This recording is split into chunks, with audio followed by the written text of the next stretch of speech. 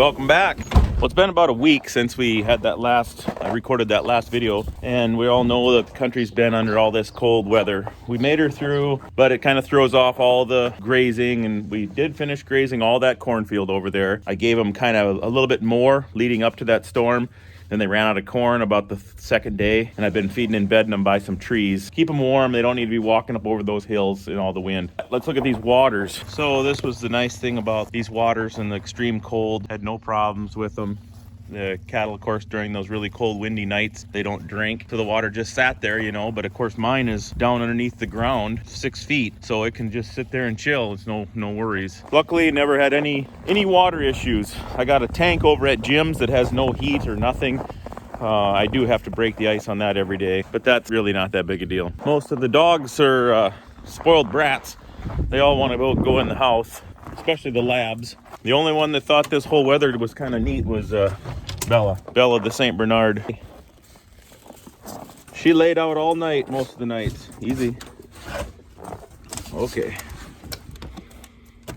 She'd lay right on the ground out there, out of the wind, right in the yard, and just loves the cold weather. Not the labs. You got to about kick them in the butt to get them out to go in the morning. Got a new recording device too. Dane was getting sick of me having my battery go dead on the GoPro. I didn't really know how to run it, so he bought me a burner iPhone so we can record on that. So hopefully the quality is a little bit better and I don't run out of battery. So the weather has finally broke now. It's gonna be right around 0 or just a couple degrees below 0 at night, and then 3-4 days of this, and then it's supposed to start warming back up. So what we're gonna be doing today is kind of the normal feed. We got some corn and AccuRation coming for the cell feeders. Then we're gonna take the Merlot and go over east and start finishing up the bale grid setup for the bale grazing, where we're gonna go with the cows next. Probably Sunday we'll move the herd of cows over east a mile. They'll have a new water, a new field of corn, and a bunch of bales. The Merlot was probably the weakest link in this cold weather. They have a heater right here, and it works good, and it heats up. It's heating water, and it's sending this is hot, but it's sending it up into the radiator. So I don't understand, and the radiator's mounted horizontally. I don't understand how they think this heat is supposed to get from here into the engine, and I get it if it would circulate, but this is cold as ice coming back. And the engine's always cold, the oil's cold. My one thought was to tee in right here with a small tee and then have a circulator pump sending this water back down into the engine somewhere lower where it would circulate through the engine and then just go back into the coolant system. But what we need to do is just get it into a heated building and keep it 50 degrees. The back of our barn, I'm gonna show you what Dane's been up to in a second here, but the back of the barn is destined to have a big door put in, and then we're going to heat that with the boiler, and the back of the barn will be all heated, and that's where this thing's going to have to live ultimately, because the hydraulics, I couldn't believe it. When it's 20 below, the hydraulics worked great, but I couldn't get the dang thing started for crap. It's above 0, like I say, a few degrees, so I think we'll feed these guys out in the bunks out in that cornfield. This has got an insulated box over it. The wood goes down into the water so the air can't get there, but there's only 120 or 30 cows on this thing, so they can't keep it open all night. I got a sump pump wired in, and I can turn that on to circulate the water. I need to do that. But now that's over, this cold snap's over, so we'll be fine. But could do that and then put on a timer so it just runs at night. We had a casualty during the storms or all the cold weather. Well, we lost 2 calves. We lost a duddy calf. Then we bedded a bunch of stuff the one night, and then we got one on its side from bedding. Then this morning we had one on its side in the ice because it got nice last night, so they weren't laying in their bedding. They started laying out on the side hill. He was in a tire track. We might save him. We got him in the barn.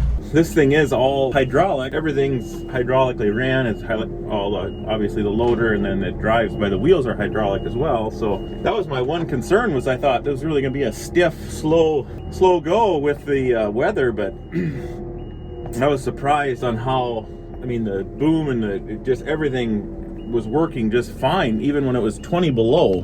Here's the cows, and there's just a little bit of hay left there. The corn's over this hill, and it's gone.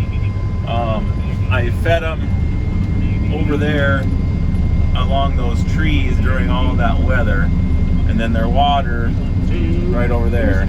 So they've been hanging out here for the last 4 or 5 days, basically. I'm gonna go over into these bales and fluff up these. I'm gonna give them one small bale of alfalfa, and then I'm gonna kind of rough up some of them rough bales there, lift them up, spread them out. They're not super hungry, but I want them to eat this hay up, and then we're gonna move them over east. The old cows weathered the cold weather pretty good. I was feeding them with the wagon. I gave them pretty much everything they needed. So there'll be a lot of fertility. I don't know what there was. This is maybe 5 or 6 acres. And we had, I think there was just under 200 bales on 6 acres. So it's a lot of fertility left here. It'll have a pretty good residual for quite a few years.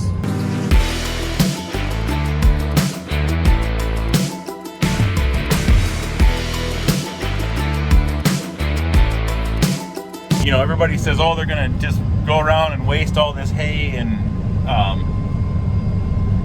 open all these bales up. Well, it's so interesting to look at these bales, and you can see, like that one there, they've ate on the south side of it a little bit, and it's like they'll try to eat on it, but it's when they get them opened up, like when they finally get them opened up, like there, then there's a whole bunch of cows that'll come, and then that's easy picking then, because they got it all opened up. These other bales that are tight and all tied up yet, they're not going to spend their effort to leave a pile of hay there to go over and open up another bale just for fun. So here's the watering situation out for these cows. The bale grazing's right over there, and then the corn was another half a mile. So they had to walk pretty good jag to get back to water, but just like we built at home, we got a big lid over top of it with a conveyor belt. And then I got a pond aerator going all the time. It's in this bucket here.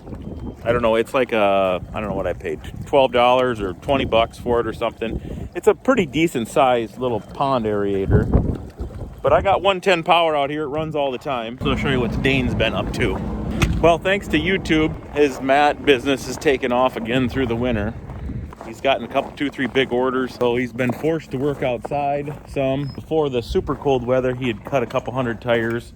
We went to the back of the barn. I had a propane tank right there. We got that moved over and set up. And then we got an LB White heater from Ricky. We learned all about how to do propane. It was kind of a miniature gong show because it was below zero. But we got this puppy plumbed in. We'll go show you what his little workstation looks like. Pretty cool dudes come from Wisconsin. They bought, I don't know, 15 or 18 mats. Mark and Mater. Thunder Hills registered Jersey. Look them up on the internet. They're pretty cool dudes. Gave us a couple 4 bags of cheese curds. That was pretty awesome. He's back here listening to Theo Vaughn in the podcast. What's up? You don't ranch anymore? Well, I'm ranching right now. I got my own cattle ranch going on here. So this is the little rascal that was on his side last night. So when I found him this morning, he was flat out on the ice. He got caught in a tire track, froze down, thawed out, and then he got on his side. Immediately got him tipped over, and I took my utility knife and I stabbed him in the stomach and let some air out because they start to suffocate. Their stomach fills up with gas so they can't burp. Then they'll just suffocate laying there. Slowly their stomach will just collapse their lungs. So the first thing I did is I poked a hole in his side and got his stomach let down. He's all brain dead because he was out of oxygen for quite a while. Usually they're dead. You find them there and they're dead. So we lost that little dud. We lost another one on his side. And now this guy, I think we're going to be able to save him. So we got the barn cleaned out. Dane's got himself a big table. The other big order was that Camac supply. If anybody's from South Dakota, North Dakota, Montana, Wyoming, yeah, it's in Union Center. Camac Ranch Supply. Huge cattle supply outfit. They're like one of the largest Cobat water dealers up in the Midwest, upper Midwest of the nation, I don't know. So anyway, he reached out to Dane, said, hey, can you build me a pretty good size order of these 10 by 10 mats with a circle in the middle. 10 by 10, and then they have a 31 inch. I built a 31 inch square in the middle and then kind of just close off the corners of the square, so it will end up being a circle, and those are just going to plop down over these circular water tanks. If you don't know what a Cobat is, go over to their website, look it up. But basically they're just a water tank that don't freeze, and they're kind of similar to those automatic waters we have, but they're their own thing, and they're mass producing those. So, and they're selling them out there. Camac out in Union Center. So, Camac or Camac? I don't know if it's Camac or Camac, but could be Camac. I'm not totally sure. Ranch Supply, Union Center, South Dakota. Probably within the next month, these mats will be out there. So if you have a Covet, I'd look up and get one of these, or you can get a hold of me and we could get you one too. So either way. But now we're in the back of the barn and we got an LB White going, so Yeah. stays warm. So this is a 1904, been in a pig barn its whole life, LB White. But we got the puppy going. She's been running good. Surprisingly, this barn's got no insulation back here, and it was 15 to 20 below with the wind, and it was able to keep this barn 55, 60 and was able to shut off once in a while too. So this is the workstation, but I need him to come help me move those feeders.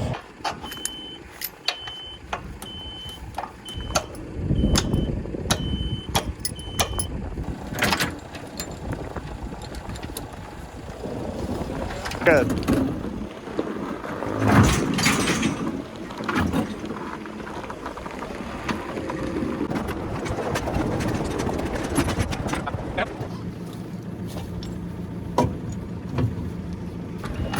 Oh! We're what?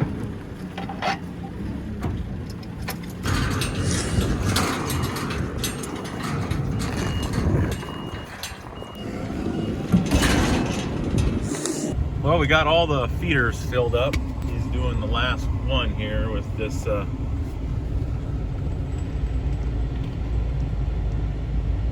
are these oddball fat cattle dinks from last year that we're gonna butcher. They're running short-handed and one truck is down, so they didn't even bring me what I wanted totally.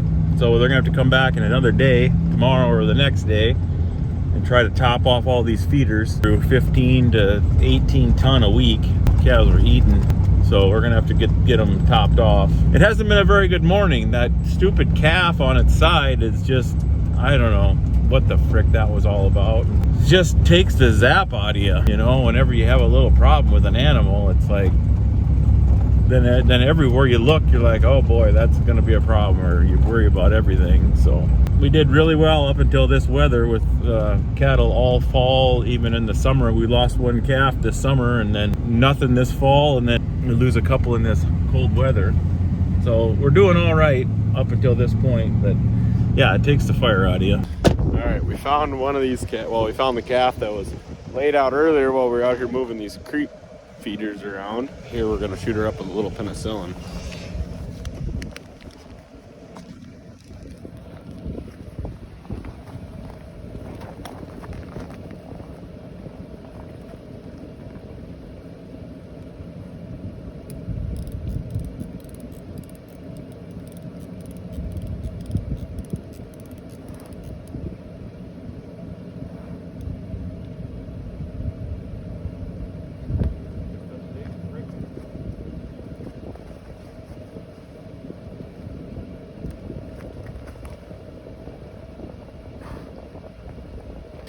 Bad deal.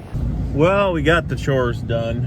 It's 5:30. We had a heck of a day with them calves. There was another calf out there circling his head, and that one we treated along the bunk there. So I've been Googling and reading.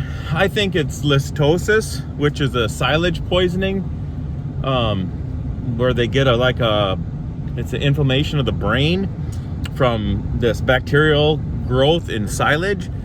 And that's the thing, that's the only thing I can narrow it down to. There's two calves out there. The one we brought in the barn, and then there was that one we treated by the thing. They're both standing up, but it doesn't look good. We hit them with a lot of penicillin, like 3 or 4 times the normal dosage. It was old penicillin, so I kind of doubled it to start with, and then I doubled it again. So I don't know. It's really disheartening. And let's go check on that calf in the barn with Dane. Got the rock music going. There he is. He stood up and he's kind of walking around in here. Hey buddy. No balance yet. He doesn't have a lot of balance. Should probably bring in some hay for him. Something. He did drink like 3 gallons of water, so that's a good sign, but I don't know, man. just sucks. We had such a good run too. I mean, we weaned all them calves. Weaned freaking 430 some calves. Didn't lose a single one.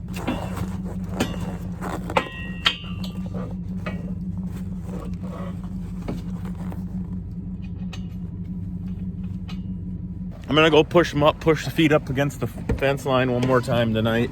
I didn't give them any today, so.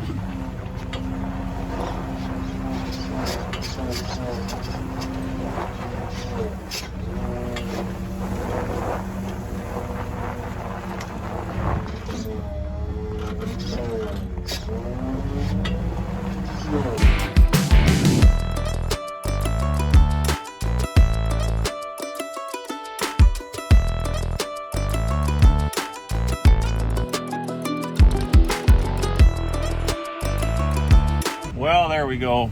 I'm done for the day. Thanks for tuning in. We'll keep you posted on these calves, and hopefully we don't have any more news about anything